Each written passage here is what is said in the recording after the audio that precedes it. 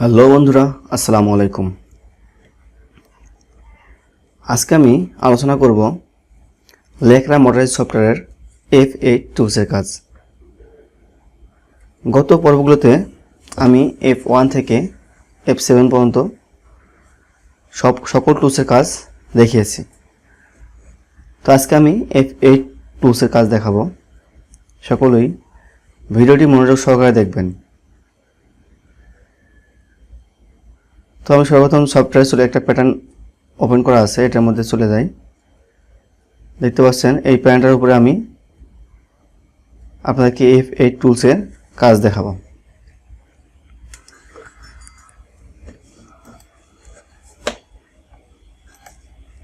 আচ্ছা, ডিসপ্লে থেকে সাইজ এবং টাইটেল ব্লক সিলেকশন করে নেবেন, তাহলে আপনাদের এই যে ব্লকগুলো আছে এটা চলে আসবে। ওকে, তো এখন আমি F8 যে অপশনটা আছে, F1 থেকে F1 2 3 4 5 6 7 এই ভিডিওগুলো অলরেডি আমার ফেসবুক পেজ এবং ইউটিউব চ্যানেলে আছে। যারা দেখেন নাই তারা ওখান থেকে দেখে প্র্যাকটিস করতে পারবেন। বন্ধুরা, যদি আমার ভিডিওগুলো আপনাদের ভালো লাগে তাহলে অবশ্যই আমার ভিডিওগুলোতে লাইক, কমেন্ট এবং শেয়ার করবেন। শেয়ার করে অন্যকে দেখার সুযোগ করে দেবেন। তো আমি F8 টুলসে চলে গেলাম। চলে যাওয়ার পরে এখানে সর্বপ্রথম যে অপশনটা আছে স্প্রেডশিটের কি কাজ এটা আমরা এখন দেখব। তো আমি এখানে ক্লিক করলাম। ক্লিক করার পর দেখতে পাচ্ছেন এরকম একটা ব্ল্যাঙ্ক সর্বপ্রথম চলে আসবে। তো ব্ল্যাঙ্ক চলে আসার পরে এখানে যে কনফিগার যে অপশনটা আছে এটা দিয়ে আপনারা হয়তো আপনাদের সবগুলো এরকম সিলেকশন করা থাকতে পারে, এরকম। তো আপনারা এখান থেকে DX, DY, DL, ADL base এগুলো উঠাই দেবেন। এখানে দুটো অপশন থাকবে, একটা হচ্ছে লেন্থ, একটা হচ্ছে DDL সাইজ। আচ্ছা, এরপরে এখান থেকে হরিজন্টাল থাকতে পারে, হরিজন্টাল। তো এখান থেকে আমি এটা ঠিক করলাম। আচ্ছা, এরপরে কি করব, ধরুন আমার একটা মেজারমেন্ট চেক দিতে হবে। ধরুন আমি এই মেজারমেন্টটা চেক দেবো, এই প্যানেলটা থেকে একটা মেজারমেন্ট চেক দেবো। এই যে লেন্থ থেকে এই পয়েন্ট থেকে ক্লিক করে একদম এই পয়েন্ট পর্যন্ত ক্লিক করলাম। আচ্ছা, ক্লিক করার পরে এরপরে এখানে ক্লিক করতে হবে স্প্রেডশিটে। আচ্ছা, ক্লিক করার পর কি বুঝলাম, আমার এখানে এটা কি আসছে লেন্থ, এটা হচ্ছে সাইজ, এগুলো হচ্ছে সাইজ, এগুলো হচ্ছে আমার যে মাপ আছে সেই মাপ চলে আসছে। যেহেতু আমার এটার মধ্যে কোনো গ্রেডিং দেওয়া নাই, সেক্ষেত্রে গ্রেডিংয়ের ঘরে কি আছে, 0 আছে। তো মেজারমেন্ট কত আছে, 69.80। তো আমি ম্যানুয়ালি মেজারমেন্ট করে দেখি কত, 69.80। তার মানে ঠিক আছে। আচ্ছা, এটাকে আমি আবার দেখাই। এটাকে পুনরায় দেখার জন্য এখান থেকে অবশ্যই এই যে এডিট থেকে এটা এমটি করে দিতে হবে। দিয়ে আবার লেন্থ এবং এখানে ক্লিক করতে হবে দুইটা পয়েন্টে যেটা নেব মেজারমেন্ট। তারপরে দেখেন আমি কি করলাম, ক্লিক করে দিলাম, স্প্রেডশিটে ক্লিক করে দিলাম।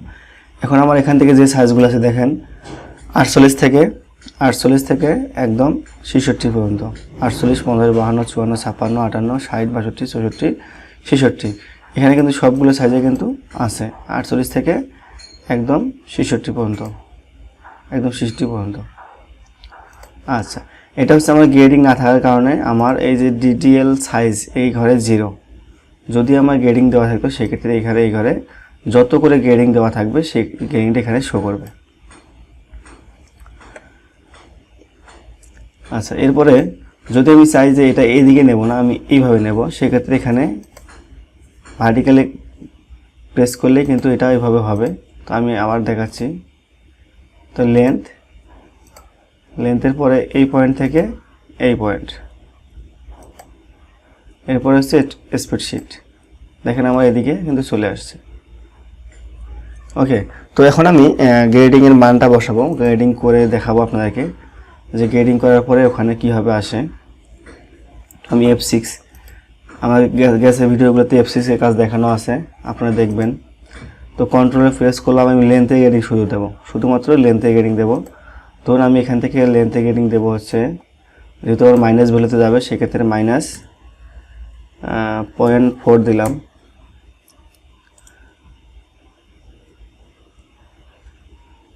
-0.4 দেওয়ার পরে এই গ্রেডিংটা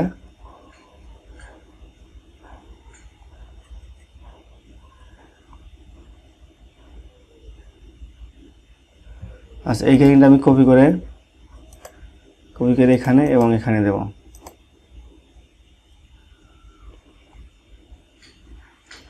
আচ্ছা, এরপরে আমি আবার যাবো হচ্ছে এই পয়েন্টে গ্রেডিং দেবো একটা, ওখানে দিয়েছিলাম 4 মিলি, এখানে দেবো আমি হচ্ছে 6 মিলি, 6 মিলি দেবো এখানে 0.6। ওকে, তো আমি দিলাম, দেওয়ার পর এটাকে এখন কি করব, এদিকে আমার গ্রেডিং যেহেতু ফ্রি করে দেবো সেক্ষেত্রে এখান থেকে অপশন একটা আছে গ্রাফরো, আমি এখান থেকে গ্রাফরো দিলেই পুরোটা সমান গ্রেডিং এদিকে হয়ে গেছে। আচ্ছা, এখন আমি আপনাদেরকে দেখাই যে গ্রেডিং দেওয়ার পরে আসলে গ্রেডিং ওখানে আসে কিনা। তো আমি কয়ে দিয়েছি এদিকে দিয়েছি 4 মিলি, এদিকে দিয়েছি 6 মিলি, তার মানে টোটাল আমার গ্রেডিং হয়েছে কি 1 cm। তো আমি এখান থেকে লেন্থ এটাকে এমটি করে দিতে হবে, এডিট থেকে এমটি, এখানে লেন্থ এই পয়েন্ট থেকে এই পয়েন্ট। ওকে, তারপরে স্প্রেডশিট।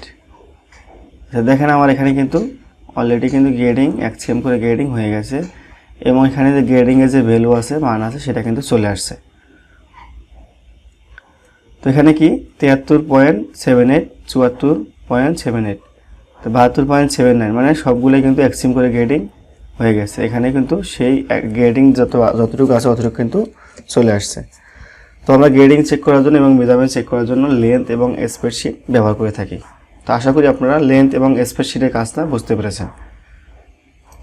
এরপরে অ্যাঙ্গেল, এরিয়া, প্যারামিটার, এইগুলার আসলে তেমন কোনো কাজ নাই।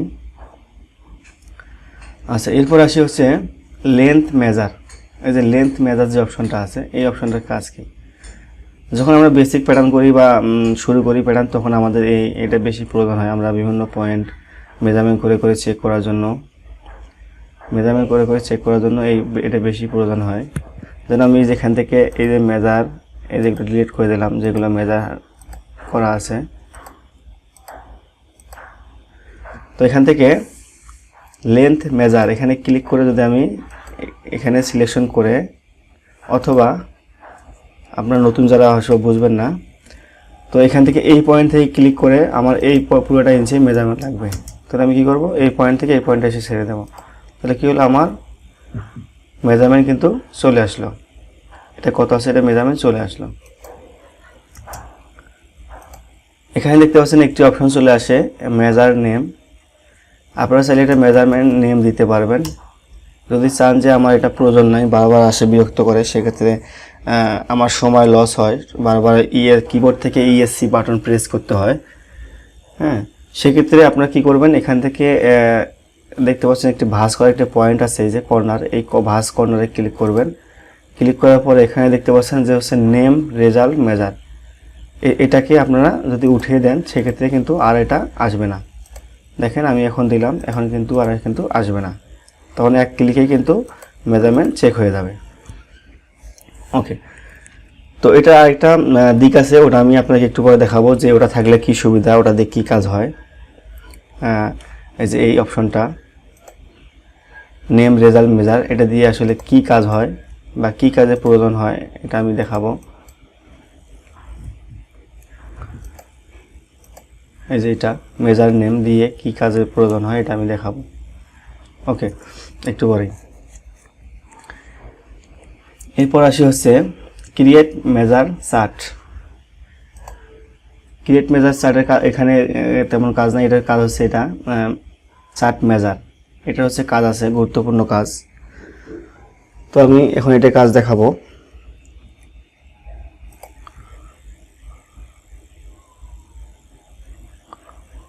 আচ্ছা, এটা দিয়ে দেখাই। তো আমি সর্বপ্রথম কি করব, এখান থেকে লেন্থ মেজারে ক্লিক করলাম, মেজারে ক্লিক করে এখানে ক্লিক করলাম। তো আমার কত আছে মেজার 59.30 মানে 59.30 আছে, এটা হচ্ছে মেজার আছে। তো এটা আমি এখানে চার্ট মেজারে যাব, এখানে ক্লিক করলাম। ক্লিক করার পরে আপনাদের সামনে এরকম একটি ইন্টারফেস চলে আসবে। এরপর কাজ কি, এরপর কাজ হচ্ছে এখান থেকে ডাবল ক্লিক করা। ডাবল ক্লিক করার পরে দেখতে পাচ্ছেন যে এখানে কত আমি যেটা সিলেকশন করেছিলাম মেজারমেন্ট সেটা কিন্তু চলে আসছে। কি চলে আসছে এখানে, এই যে 59.30, এখানে কিন্তু 59.30 কিন্তু সবগুলো সাইজেই কিন্তু আছে, কারণ আমার কি গ্রেডিং 0, এটার মধ্যে গ্রেডিং 0। ওকে, তো আমি এটাকে ডিলিট করে দিলাম। ডিলিট করে দেওয়ার পরে এটাকে আমি ডিলিট করে দিই। আচ্ছা, একদম ফ্রেশ মোডে নিয়ে আসলাম। তো এখন আমরা দেখেন এখানে কিন্তু একটা গ্রেডিং করে রাখছিলাম, একটু আমি শুধু লেন্থ, সাইডের লেন্থটা গ্রেডিং করে রাখছিলাম, এটা দিয়ে আমি দেখাবো। তো এখান থেকে লেন্থ মেজারে ক্লিক করে এখানে আমি এই যে দেখেন এখন আমি যে নামটা লিখবো এখানে, এই যে অপশনটা আছে যে মেজার নেম, যা লিখবো স্প্রেডশিটের মধ্যে সেই লেখাটাই ওখানে চলে যাবে। তো আমি লিখবো যে সাইড সিএম,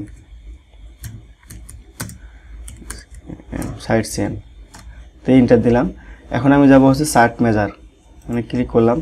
ক্লিক করার পর এখানে ডাবল ক্লিক করব, করার পর দেখতে পাচ্ছেন যে এখানে এই যে আমি সাইড সিএম লিখছিলাম, সাইড সিএম লেখাটা কিন্তু এখানে চলে আসছে, এই যে সাইড সিএম। ওকে, সাইড সিএম কত মেজার আছে ওই মেজারমেন্টটা কিন্তু এখানে চলে আসছে, এবং কতটুকু করে গ্রেডিং আছে সেই গ্রেডিংটা কিন্তু এখানে চলে আসছে, মানে 1 সিএম করে সবগুলাই 1 সিএম করে গ্রেডিং আছে, সবগুলাই 1 সিএম করে গ্রেডিং আছে। তো এটা কাজ হচ্ছে লেন্থ এবং স্প্রেডশিটের যেমন কাজ, হ্যাঁ সেম একই রকমের কাজ এটা। এখানে লেন্থ মেজার দিয়ে চার্ট মেজার একই রকমই কাজ। তো যে যেটা ব্যবহার করে, কেউ হচ্ছে লেন্থ এবং হচ্ছে স্প্রেডশিট এটা ইউজ করে, কেউ হচ্ছে লেন্থ মেজার এবং হচ্ছে চার্ট ম্যানেজার ইউজ করে, যার যেটা ভালো লাগে সে সেভাবে ব্যবহার করে। ওকে, আশা করি বুঝতে পারছেন। এটার মধ্যেও কিছু সেটিং আছে, এটার মধ্যেও এখানে যেমন আমি সেটিংটা করে রেখেছি, ডিটিএল, সাইজ, এখানে অনেকগুলো অপশন আছে, আপনারা অপশনগুলো দেখে কাজ করতে পারবেন।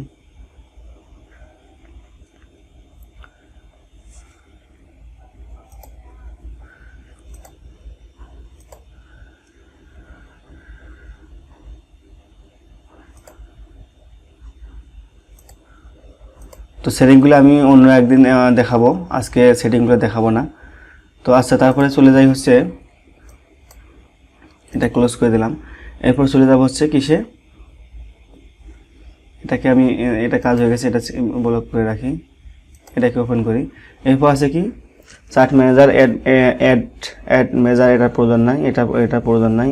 তারপরে স্ট্রোক আর মেরির অনেক গুরুত্বপূর্ণ কাজ আছে, মেরি পাইভট ওয়ার্কিং পিস, এগুলো হচ্ছে গুরুত্বপূর্ণ কাজ, এগুলো আপনি দেখবেন এখন মনোযোগ সহকারে। আচ্ছা, মেরির কাজটা কি, মেরির কাজ হচ্ছে এক পার্ট থেকে আরেক পার্টকে অ্যাসেম্বলি করা, মূলত মেরির কাজ হচ্ছে এটা। তো এটা দিয়ে আমরা কি কাজ করে থাকি দেখেন, আমি যদি চাই যে আমি কি করব, এই যে এই ফ্রন্ট পার্টটাকে এই ব্যাক পার্টের উপরে নিয়ে আসবো, তাহলে কিন্তু চলে আসছে। হ্যাঁ, এরকম যেগুলো দুইটা পার্টস অ্যাসেম্বলি করার প্রয়োজন হয়, যেমন যদি আমি এখানে দেখি যে আমার এই যে সেমটা, হ্যাঁ এই যে পকেট সেম আছে, এই পকেট সেমটা এই ফ্রন্ট পার্টের সাথে মিলালে কীরকম মিলবে কিনা, সেক্ষেত্রে আমি দেখি এটা, এই দেখেন দিলাম, আমার কিন্তু এটা কিন্তু চলে আসলো। হ্যাঁ, আসার পরে আসলে সেবে সব কিছু মিলে গেছে কিনা বা সব ঠিক আছে কিনা, এরকম দেখার জন্য মেরি ব্যবহার করা হয়ে থাকে। তো আমি এখানে একটা গুরুত্বপূর্ণ কাজ দেখাবো, আপনারা দেখবেন যে আমরা যখন শেডেল চেক দিই, ব্যাক এবং ফ্রন্ট পার্ট অ্যাসেম্বলি করে শেডেল চেক করি, তখন হচ্ছে শেডেল শেপ চেক করি, তখন হচ্ছে আমরা এটাই বেশিরভাগ ইউজ করে থাকি। তো আমি সর্বপ্রথম কি করব, এখান থেকে একটা পার্টসকে আমি উল্টায় নেব, আমি এটাকে উল্টায় নেই, গ্রেডিংটা হাইড করে দেব, অথবা F6 থেকে ক্যান্সেল গ্রেডিং করে দিলাম।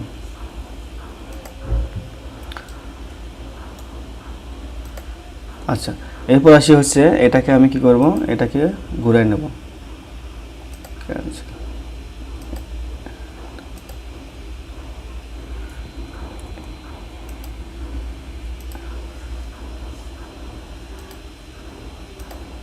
আচ্ছা থাক, এটা প্রবলেম করতেছে, এটা থাক, এটা উঠানোর দরকার নাই। আচ্ছা, এটাকে আমি ঘুরাই নেব। ঘুরাই নেওয়ার জন্য আমি এখানে ক্লিক করলাম। ক্লিক করার পরে F2 থেকে এই দিলাম, এটা কিন্তু ঘুরে গেছে। এখন আমি কি করব, এটাকে ডিভোর্স দিয়ে বের করে দেব। আচ্ছা, এটাকে এবং এটাকে অ্যাসেম্বলি করব। অ্যাসেম্বলি করার জন্য F8 মেরি, তারপর হচ্ছে এই পয়েন্টটা এবং হচ্ছে এই পয়েন্টটা আমরা কি করলাম, এখানে করলাম। আচ্ছা, এখানে করার পরে এখানে দেখতে পাচ্ছেন পাইভট দিয়ে আমি এটাকে একটু ঘুরিয়ে নেব।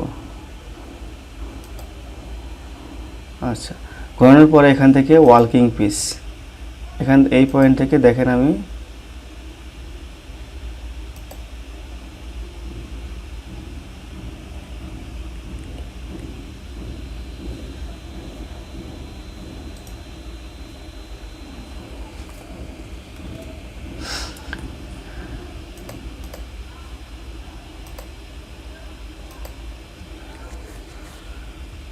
আচ্ছা, এটার জন্য আমরা দেখেন এখন দেখতে পাচ্ছি কি শেডেলের শেপটা কীরকম হবে, এই শেডেলের শেপটা আমরা কিন্তু চেক করতে পারতেছি। ওকে, তো এইসব আসলে বেশি প্রয়োজন হয় এইসব কাজে। আচ্ছা, এরপর আসি হচ্ছে ভেরিয়েন্ট হচ্ছে একটা গুরুত্বপূর্ণ পয়েন্ট, যেটা আসলে না করলেই আপনার প্যাটার্ন করে কোনো মূল্য নাই, কোনো লাভ নাই। আপনি যাই মেক করেন না কেন, আপনাকে ভেরিয়েন্ট করতে হবে। ভেরিয়েন্ট করা ছাড়া আপনি কোনো প্যাটার্ন প্রিন্ট করতে পারবেন না। আচ্ছা, তো ভেরিয়েন্টের কাজ আসলে এখন আমরা দেখব। তো দেখতে পাচ্ছেন এখানে একটা আগে থেকে একটা ভেরিয়েন্ট আছে, তো এই ভেরিয়েন্টটাকে আমি ডিলিট করে দেব। এটাকে আমি ডিলিট করে দিলাম। এরপর আসে হচ্ছে ভেরিয়েন্টে ক্লিক করব। ক্লিক করার পর এখানে আছে ভেরিয়েন্ট নেম, আপনাদের স্টাইল নাম্বার যেটা থাকবে ওই স্টাইল নাম্বারটা দিয়ে আপনারা ভেরিয়েন্টটাকে ওইভাবে নাম দেবেন। ধরুন আমি এখানে দিলাম জাস্ট একটা উদাহরণ দিলাম আর কি। এটা হচ্ছে ভেরিয়েন্ট, একটা ইন্টারফেস চলে আসছে। তো এরপরে হচ্ছে ক্রিয়েট পিস আর্টিকেল, এটা দিয়ে আমরা যে পার্টস আমরা ভেরিয়েন্টের ভিতরে ঢুকাবো সেই পার্টসটার মধ্যে ক্লিক করব, তাহলে আমার ভেরিয়েন্টের ভিতরে ঢুকে যাবে। তো আমি এখান থেকে ক্রিয়েট পিস আর্টিকেলে ক্লিক করব। ক্লিক করার পরে যেমন এখান থেকে আমার এই যে এটা নেব, এটা pocketing, single fly, pocketing, front পকেটটা হচ্ছে এটা, তারপরে loop, front part, back part, same, ওয়েজেবল। তো এগুলো আমি দিয়ে দিলাম। দেওয়ার পর আমি এখন কি করব, এখানে চলে যাব।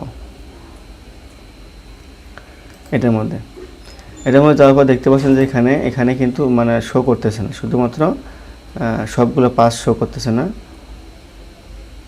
তো এখানে সবগুলো উঠাই দিতে হবে, সবগুলো অপশন উঠাই দিতে হবে। ওটাতে শুধুমাত্র একটা অপশন রাখতে হবে, এই যে টেবিল প্লেস মোড, এইটা, তাহলে দেখতে পারবেন। আচ্ছা, এরপরে এখানে দেখেন অনেকগুলো ঘর আছে, অনেকগুলো অপশন আছে, কিন্তু অপশন আছে। তো এখানে হলো পিস নেম, এটা হচ্ছে পিস নেম, এটা হচ্ছে কমেন্টের ঘরে, প্যাটার্নের ঘরে যেটা লেখা আছে, প্যাটার্নের মধ্যে যেটা লেখা আছে সেই লেখাগুলো কিন্তু এখানে চলে আসছে।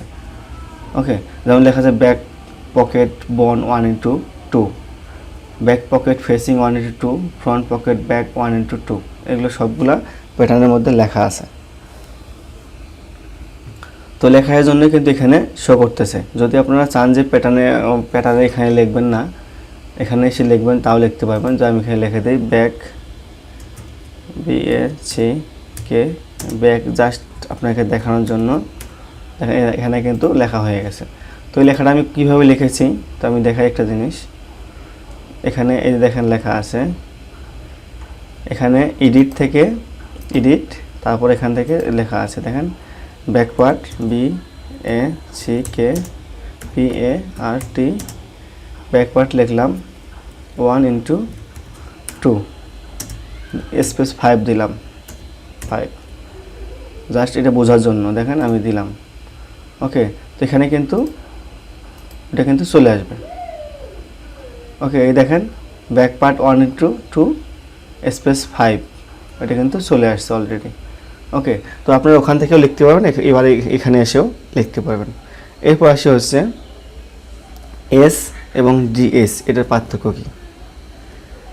এটা হচ্ছে সিঙ্গেল প্যাটার্ন, আর হচ্ছে ডিএস হলো পেয়ার। আমি যদি এইখানে 1 দিই, সেক্ষেত্রে আমার প্যাটার্নের মার্কারে একটা প্যাটার্ন যাবে। আর যদি আমি এখানে এই যে পেয়ারের ঘরে 1 দিই, ডিএস এর ঘরে 1 দিই, সেক্ষেত্রে মার্কারে 2টা প্যাটার্ন যাবে, মানে এক পেয়ার যাবে। তো আমি একটা বিষয় দেখাই, এই যে ধরুন আমি ব্যাক পার্টটা এটা আমি দেখাবো শেষের দিকে, যখন আমি কোনো প্যাটার্নকে ভেরিয়েন্ট করার পরে মার্কারে যাব, তখন আমি এটা আপনাদেরকে ভালোভাবে বুঝিয়ে দেব। তো এখন জাস্ট বলতেছি, আপনারা একটু বুঝে নেন যে কীভাবে কাজটা করতে হবে বা এটাতে কী কাজ করা হয়। তো এখানে দেখতে পাচ্ছেন যে ব্যাক পার্ট 1:2। আচ্ছা, ব্যাক পার্ট সবসময় কী লাগে, 2টা লাগে। তো আমি যদি এখন এখানে এই এসের ঘরে যদি আমি 1 রাখি, সেক্ষেত্রে আমার মার্কারে শুধুমাত্র একটা সাইড যাবে। আর যখন আমি এই ডিএস এর ঘরে দেব 1, এখানে 0 দেব, 0 দিয়ে এখানে 1 দেব, তখন আমার মার্কারে লেফট রাইট 2টা প্যাটার্নেই কিন্তু মার্কারে যাবে। তো এটা হচ্ছে এস এবং হচ্ছে ডিএস এর মধ্যে পার্থক্য। ওকে,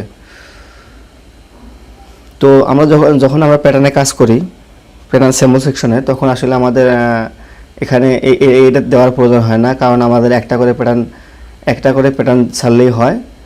পরবর্তীতে কাটার ম্যান যারা আছে তারা ওইটাকে লেফট রাইট করে ম্যানুয়ালি মার্কার করে লেফট রাইট করে কিন্তু ওই স্যাম্পল কাটিং করে। ওকে, তারপর হচ্ছে এখানে ফেব্রিক আছে, দেখেন ফেব্রিকের একটা ঘর আছে। এই ফেব্রিকের ঘরে আছে অনেক ধরনের ফেব্রিক থাকতে পারে, দেখা গেলো শেল থাকে, পকেটিং থাকে, তারপরে ফিনিশ থাকে। ওকে, তো এখানে যেটা পকেটিং আছে ওটা হচ্ছে সবগুলোই আমি সর্বপ্রথম এজ দিলাম, মানে শেল দিলাম। তারপরে এটা শেল, এটা কি, আচ্ছা এটা হচ্ছে কি, আচ্ছা এটা শেল, তারপরে এটা শেল, তারপরে হচ্ছে এটা হচ্ছে কি পকেটিং। তো আমি এই ঘরে দেবো পি, এই ঘরে পি দিলাম। তারপর এটা হচ্ছে সিঙ্গেল ফ্লাই শেল, এটা শেল না, এটা পকেটিং, এখানে পি দিলাম, মানে এরকম করে দিতে হবে। এটা মার্কারের ক্ষেত্রে দিতে হবে। তাহলে কি হবে, যখন মার্কার করবে তখন হচ্ছে কি, তখন এস প্রেস করে শেলগুলো সবগুলো আসবে, এবং যখন পি প্রেস করবে তখন পকেটিংগুলো আসবে, আলাদা আলাদা মার্কার করে আলাদা মার্কার প্রিন্ট দেবে। ওকে, এরপরে যাই হচ্ছে আমরা এটাতে দেখালাম যে এটার মধ্যে আপনারা নতুন করে লিখতে পারবেন, যেটা প্যাটার্নের প্রিন্ট করার পরে প্যাটার্নের মধ্যে লেখা থাকবে সেগুলা। এরপর হচ্ছে এক্স সিনকেস এবং ওয়াই সিনকেস। এক্স সিনকেস এবং ওয়াই সিনকেসের মধ্যে কি, এক্স হচ্ছে ওয়াই লেন্থ এবং হচ্ছে ওয়াই সিনকেস হচ্ছে উইথ। আমরা যে প্যাটার্নের সিনকেস দেই, তো আমরা এখানে এসে সিনকেস ব্যবহার করি। তো এখানে দেখতে পাচ্ছেন লেন্থে যদি আমার সিনকেস হয় ধরুন 3%, সেক্ষেত্রে আমার লিখতে হবে 103, এবং যদি ওয়াইয়ের সিনকেস হয়, উইথে হয়, সেক্ষেত্রে যদি উইথে যদি 5% থাকে, সেক্ষেত্রে লিখতে হবে 105। তো এই সিনকেসে দেওয়ার আগে আপনাদেরকে আমি এই সিনকেসে একটা সেটিংস আছে, সেটা অবশ্যই ঠিক করে রাখতে হবে, না হলে আপনার সিনকেস দিলে আপনার সিনকেস ঠিকমতো কাজ করবে না। ওকে, তো আমি এটা দেখাবো। এটা দেখার জন্য আপনারা দেখতে পাচ্ছেন যেখানে প্যারামিটার একটা অপশন আছে, প্যারামিটার। তো ওই প্যারামিটারে গিয়ে স্কেল ইউনিট, এখান থেকে অবশ্যই পার্সেন্ট স্কেলটা সিলেকশনে রাখতে হবে, অন্যথায় আপনার সিনকেস দেওয়া কোনো কাজে আসবে না। তো আজকে হচ্ছে ভেরিয়েন্ট এই পর্যন্তই। তো এখানে আমি সিনকেস দিলাম, তারপর এখানে ক্লোজ করে দেবো। ক্লোজ করে দেওয়ার পরে এখান থেকে ফাইল থেকে সেভ দিতে হবে এবং মডেল ভ্যালিডেশন দিতে হবে। এখানে দেখতে পাচ্ছেন মডেল ভ্যালিডেশন, এটা দিতে হবে, দিয়ে কন্টিনিউ দিতে হবে। তাহলে কি হবে, প্যাটার্নটা এবং ভেরিয়েন্টটা সেভ হয়ে যাবে। তো বন্ধুরা, আজকে আমরা আলোচনা করলাম F8 টুলসের কাজ। আশা করি আপনাদেরকে বুঝাতে পেরেছি। তো সবাই ভিডিওটি মনোযোগ সহকারে দেখবেন এবং দেখে দেখে প্র্যাকটিস করবেন। কোথাও যদি বুঝতে কোনো অসুবিধা হয় বা আরও যদি বেশি জানার প্রয়োজন হয় সেক্ষেত্রে আপনারা আমার ভিডিও কমেন্টে অবশ্যই জানাবেন। যদি ভিডিওটা ভালো লেগে থাকে তাহলে অবশ্যই আমার ফেসবুক পেজে ফলো দিয়ে রাখবেন এবং ইউটিউব চ্যানেলে সাবস্ক্রাইব করে রাখবেন। তো দেখা হবে নেক্সট ভিডিওতে। আজকের মতো বিদায় নিচ্ছি। আসসালামু আলাইকুম।